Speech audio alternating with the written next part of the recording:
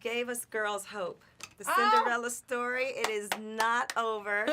Everyone tries to tell us, oh, that's all fairy tale, la la la la la. Modern day version. Modern day Cinderella, so we have hope again. Thank you. Oh, yes, you're very welcome. How was that? Did you feel all of that love in that?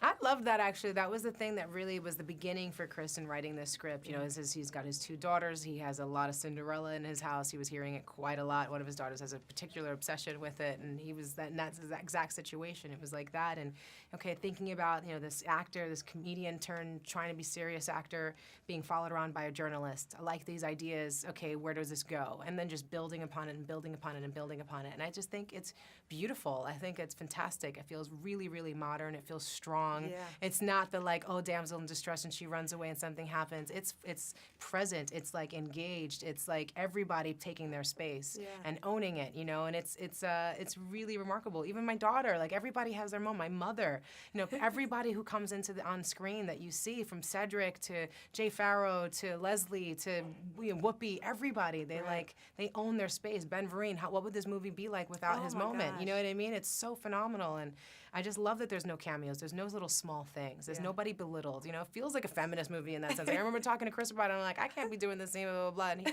he was like, no, add this and like do that, and whatever's gonna work. He's like, because I'm down. Right. I'm down with the females. I'm down with this. This is where this came from. Let's go. And it's like, thank you very much for doing a film like this and having me be on board. I'm excited about presenting this to people and go, look what we can do. We are excited about it. We are excited about it. So we got to see what the life of the celebrity inside, behind the scenes. Yeah, and you got to see the media, the press, like what our lives are like, really, how we're trying to get the story and stuff like that. Yeah.